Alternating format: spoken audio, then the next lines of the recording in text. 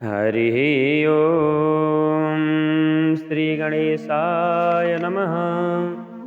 श्री सरस्वत्यै नमः। श्री स्वस्थानी परमेश्वर्यै नमः। समादरणीय श्रद्धालु भक्तजन, आज पनि हामी श्री स्वस्थानी व्रत कथा लिएर उपस्थित भएका छौँ। आज भने श्री स्वस्थानी व्रत कथा अन्तर्गत 17औं अध्यायको पाठ पारण गर्दैछौँ। आउनुहोस्, पाठ पारण गर्नुभन्दा अगाडि भगवती जगदम्बाको स्तुति गरौँ। ॐ या देवी सर्वभूतेषु विद्यारूपेण संस्थिता नमस्तस्यै नमस्तस्यै नमस्तस्यै नमो नमः। यं ब्रह्मा वरुणेन्द्ररुद्रमरुतः स्तुवन्ति दिव्यैस्तवैर्वेदैः साङ्गपदक्रमोपनिषदैर्गायन्ति यं सामगाः। ध्यानावस्थितः तद्गतेन मनसा पश्यन्ति यं योगिनो यस्यान्तं न विदुषुरासुरगणा। देवाय तस्मै नमः। श्रीमच्चन्दनचर्चितोज्ज्वलवपु शुक्लाम्बरमल्लिका मालालङ्कृतकुण्डला प्रविलसन्मुक्तावलीशोभिता सर्वज्ञाननिधानपुस्तकधरा रुद्राक्षमालाकरा वाग्देवी वदनाम्बुजे वसतु मे त्रैलोक्यमाता चिरम्। मूकं करोति वाचालं पङ्गुं लङ्घयते गिरिं यत्कृपातमहं वन्दे परमानन्दमाधवम्। नमो भगवते तस्मै व्यासायामिततेजसे यस्य प्रसादात् वक्ष्यामि नारायणकथामिमां। नारायणं नमस्कृत्य नरं चैव नरोत्तमं देवीं सरस्वतीं व्यासं ततो जयमुदीरये। अथ श्रीस्वस्थानी व्रतकथा 17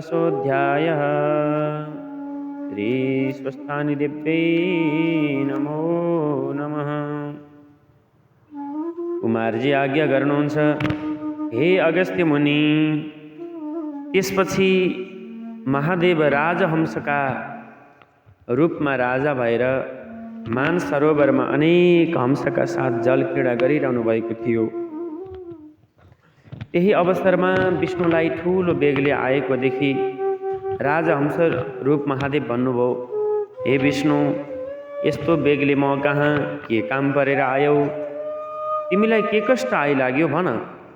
यति महादेवको वचन सुनि विष्णु गरुडबाट ओर्ली दण्डवत प्रणाम गरेर बोले, हे ईश्वर, हजुर यता आएपछि हजुरको रूप धारण गरी जालन्धर पार्वतीलाई छल्न कैलाश पुगेछ र पार्वतीले मलाई छल्न जालन्धर आएछ भन्ने थाहा पाई यहाँ नबसेर कसैले नदेख्ने स्थानमा लुकी मलाई डाक्नुभयो। अनि म गएर सारा विस्तार बुझी यहाँ आएको हुँ। अब म गएर यसकी स्त्री वृन्दाको पतिव्रता धर्मनाश गरेर आउँछु। यति विष्णुको वचन सुनि महादेव राजहंसको रूप छाडी आफ्नो रूप धारण गरी क्रोधले राता राता आँखा पारी आज्ञा गर्नुभयो, हे विष्णु, त्यसो हो भने म अब कैलाश जान्छु। तिमी वृन्दा कहाँ गएर त्यसको पतिव्रता धर्मनाश पारेर आऊ। त्यस पापिष्ट जालन्धरलाई म नराम्ररी त्यसलाई सजाय दिन्छु अनि नमारी छाड्ने छैन भन्दै पाखुरानी मोठी क्रोधयुक्त भएर विष्णुलाई पठाई आफू कैलाश पर्वतमा पार्वती लुकिरहेको स्थानमा पुग्नुभयो।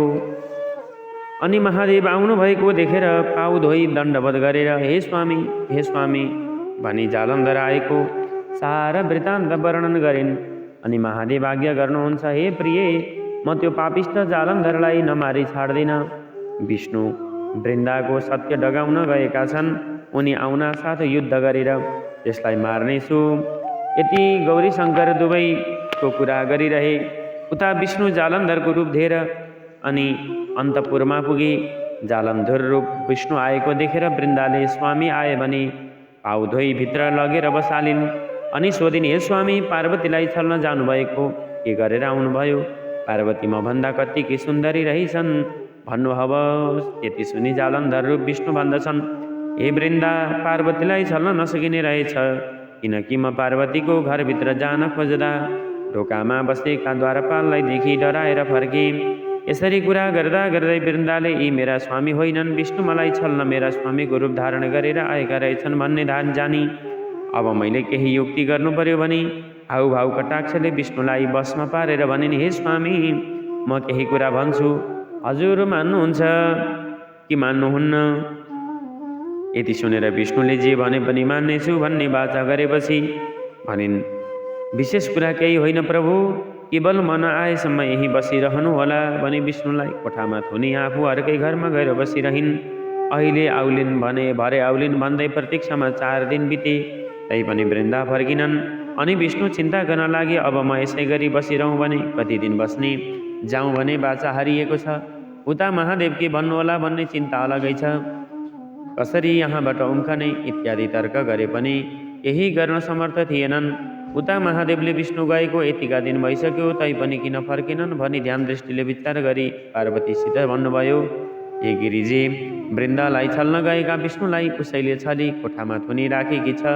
यति भनी मायाद्वारा एउटा अत्यन्त सुन्दर 16 वर्षको भिक्षुक उत्पन्न गरी उसलाई भन्नुभयो, हे भिक्षुक, तिमी अन्तःपुरको जालन्धरका घर गएर भिक्षाम देही भनी वृन्दाले थुनी राखेको विष्णुलाई मागेर ल्याऊ। यति शिवजीको आज्ञा सुनि हुन्छ भनी सरासर जालन्धरका घर पुगी भिक्षाम देही भने। अनि वृन्दाले झ्यालबाट हेरिन् र अत्यन्त राम्रो योगी देखी। यस्तो राम्रो र अलौकिक योगी मैले आजसम्म देखेकी थिइनँ, मेरो घरमा माग्न पनि कहिल्यै आएको थिएन। यस्तो नवीन योगीलाई भिक्षा दिनै पर्दछ इत्यादि तर्क गरी भिक्षा लिएर गइन्। हे योगीराज, के माग्नको इच्छाले आयौ भन भनिन्।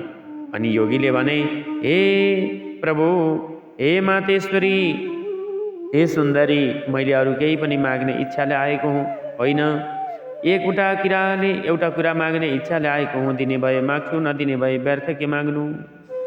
यति सुनि वृन्दाले भनिन्, मैले दिन हुने वस्तु जे मागे पनि दिनेछु भनी वाचा गरिसके पछाडि योगीले भने, अरू केही चाहिँदैन, केवल तिमीले कोठामा थुनी राखेकोलाई माग्दछु, यही एउटा देऊ। योगीको वचन सुनेर वृन्दा मनमनै विचार गर्न लागिन्, अब के गरौँ? यस योगीले छल गरेर वाचा बन्धन गराई माग्यो, नदिए वाचा हारिन्छ, जे भए पनि वाचा हार्नु अनुचित हो। यस्तो तर्क गरेर कोठामा थुनी राखेका जालन्धर रूप विष्णुलाई बाहिर ल्याई योगीको जिम्मा लगाइदिन्। यसरी विष्णुलाई साथमा लिएर योगी बाहिर निस्की अन्तर्ध्यान भई कैलाश पुगेर शिवजीलाई सारा कुरा सुनाए। यता विष्णु बाहिर आएपछि मनमा तर्कना गर्न लागे, म वृन्दाको सत्य डगाउन आएको, उसैले छली यतिका दिनसम्म थुनेर राखी, महादेवले के भन्नुभयो होला इत्यादि चिन्तन गर्दै गर्दै गरुडमा चढेर कैलाश पुग्दा भए। विष्णु कैलाशमा जाँदा गरुड उडेको चरको शब्दले जालन्धर मूर्छाबाट जागेर के को शब्द हो भनी विचार गर्दा विष्णुले कैलाशको चर्चा गरिरहँदा रहेछन्। अतः पार्वतीलाई छल्न कठिन मात्र होइन कि असम्भव रहेछ। अब यहाँ नबसौँ, घरै जाउँ भनेर जालन्धर आफ्नो घर गयो। उता विष्णु महादेवको सामुन्ने गएर प्रणाम गरी एकातिर उभिरहे। विष्णुतिर हेरेर महादेवले आज्ञा गर्नुभयो, हे विष्णु, तिमी वृन्दाको सत्य डगाउन गएका यतिका दिनसम्म त्यहाँ के गरिरह्यौ? आफ्नो काम अर्थात् उसको सत्य डगाउन सक्यौ कि सकेनौ? महादेवको त्यस्तो वचन सुनि विष्णु बिन्ती गर्दछन्, हे शम्भु, हे कैलाशपति, हजुरको आज्ञाले म गएँ, तर वृन्दाले छली म फर्केर नआएसम्म कोठामै बसिरहनु भनी प्रतिज्ञा गराई मलाई थुनेर आफू बाहिर निस्की। ऊ आउली भनेर बस्दा बस्दा कयौँ दिन बितिसके। बाचा हारेको र प्रतिज्ञा गरेको हुनाले त्यहाँबाट निस्कन नसकेर बसिरहेको थिएँ। पछि एउटा योगीको साथ लगाई छोडिदिए र हजुरको दर्शन गर्न हाजिर भएँ। विष्णुको यस्ता वचन सुनि महादेवले ब्रह्मा, इन्द्र आदि 33 कोटी देवता, यक्ष, गन्धर्व, किन्नर, नन्दी, भृङ्गी, 64 योगिनी, भूत, प्रेत, पिशाच, राक्षस सबै जम्मा गरी आज्ञा गर्नुभयो, हे देवता हो, तिमीहरू गएर पापिष्ट जालन्धरलाई मारेर आओ। यदि शिवजीको वचन सुनि देवताहरू हवस भनी तयार भए।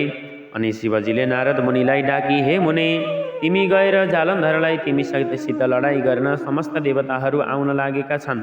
तिमी सङ्ग्रामको तयारी गर भनी ल्याऊ। अनि शिवजीको आज्ञा अनुसार नारदजी तत्काल जालन्धरको घर जाँदा भए। हे मुनि, उता अब कैलाशबाट जालन्धर आफ्नो घर गयो। तब वृन्दाले स्वामी आएको देखेर पाउ धुवाई भित्र लगेर बसेपछि सोधिन्, हे स्वामी, पार्वतीलाई छल्न जानुभएको के कसो भयो? अनि जालन्धर भन्दछन्, हे प्रिय, यस विषयमा विस्तारले भन्दछु, सुन। म महादेवको भेष धारण गरी कैलाशमा पुग्दा पार्वतीले देखिन् र सुवर्णको कमण्डलुले मेरो खुट्टा धुन आइन्।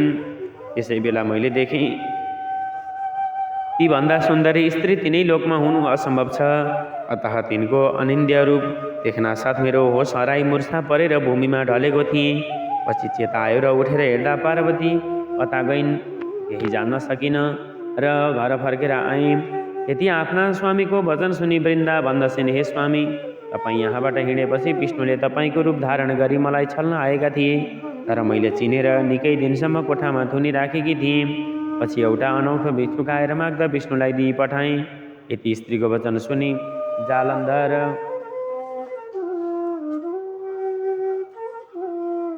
यति विष्णुको वचन सुनि जालन्धर रिसाई, हे प्रिय, यस्तो हो भने म पार्वतीलाई नछली छाड्दिनँ, फेरि जान्छु भन्दै जालन्धर घरबाट निस्कनु र शिवजीको आज्ञाले गएका नारद मुनि टुप्लुक्क पुग्नु एकै साथ भयो।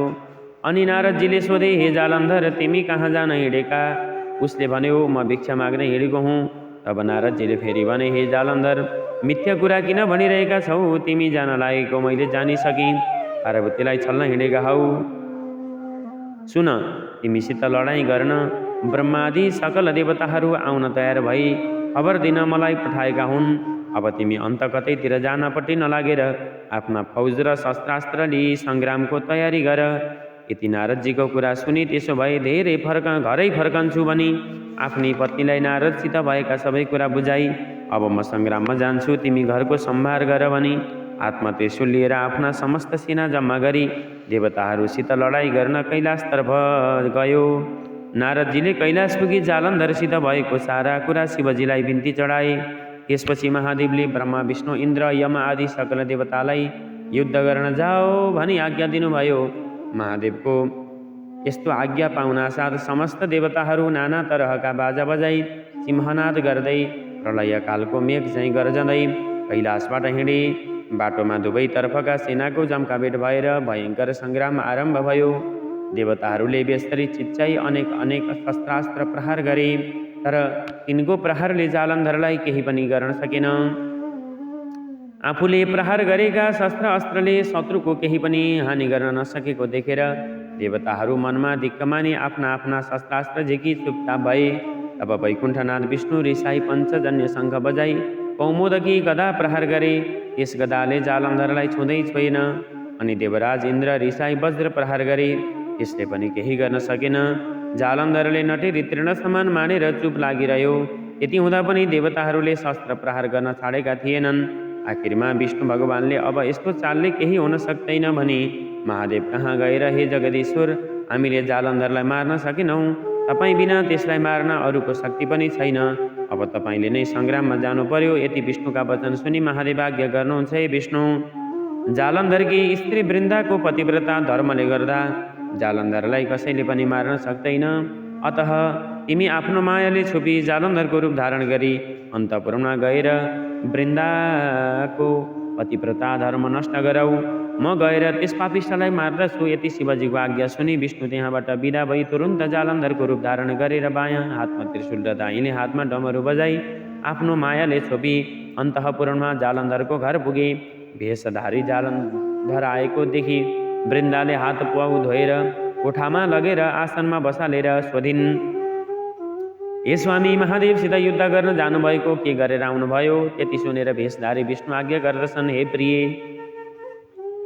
महादेवसितको युद्धमा फकाई मारौँ र विश्राम गर्न आएको हुँ। भोक लागिरहेछ, यही खानेकुरा ल्याऊ। यति सुन्नाथ वृन्दाले 84 व्यञ्जन तयार गरी भोजन गराइन्। अनि रात परेपछि वृन्दासँग अनेक तरहका वार्तालाप गरेर यसको पतिव्रता धर्म नष्ट पारिदिए। रात बितेपछि जालन्धरको रूप छाडी आफ्नो स्वरूप चारबाहुमा शङ्ख चक्र गदा पद्म धारण गरी दर्शन दिए।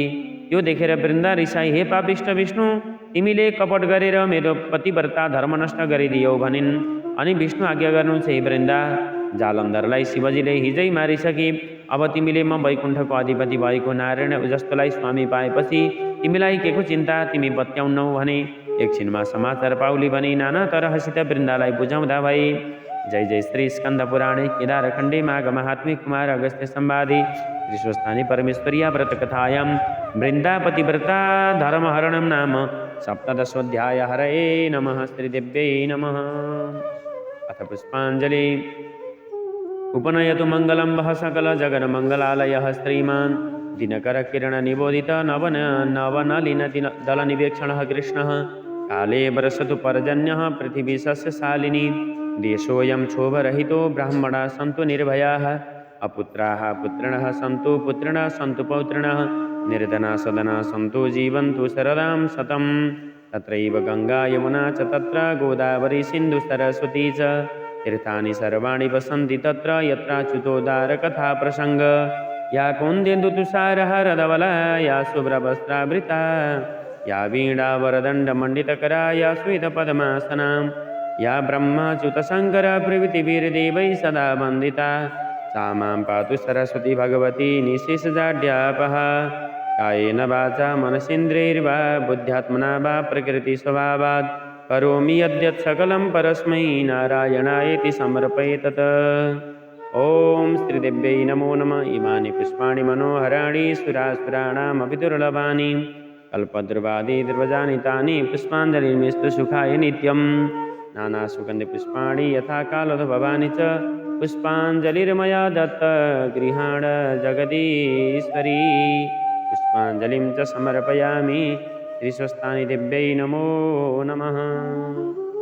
समादरणीय श्रद्धालु भक्तजन, आज पनि हामीले त्रिशोत्थानि व्रत कथा अन्तर्गत 17औं अध्याय पाठ पारायण सकेका छौँ। भोलिका दिनबाट पनि यसै गरी आउँदा अध्यायहरूको पाठ पारायण हुनेछ। हामीसँग सँगै रहनुहोला भन्दै आजको लागि पनि आभार व्यक्त गर्दै म पनि बिदा हुन चाहन्छु। हरि ओम तत्सत्। ओम।